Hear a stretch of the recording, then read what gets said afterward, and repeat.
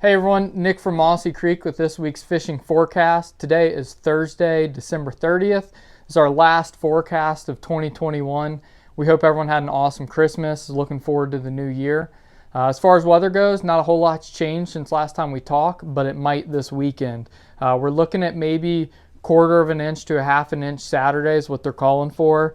We're hoping we get a little bit more, but if we can get some of that, that's going to change things a lot. If we stay in this same kind of low water situation we've been in, I would expect mountain streams to stay really low and spring creeks to kind of be your peak fishing until that changes. If this rain comes, that could kind of refresh things and really give us a reset. So we'll check in with you next week and see where we sit with that.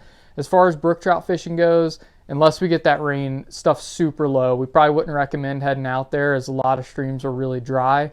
Fish are going to be spooky, but also kind of have marginal water in. When we get more water, a lot of our brook trout are pretty much done actively spawning.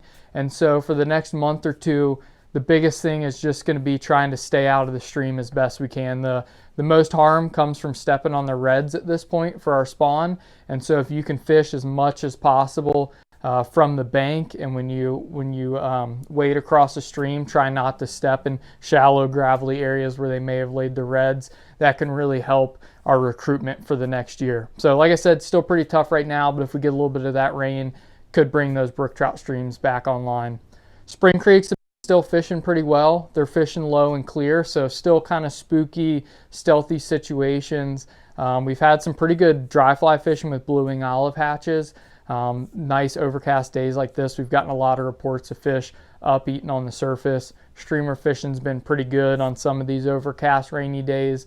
A lot of that should stay the same. A little bit of rain's only going to help that situation.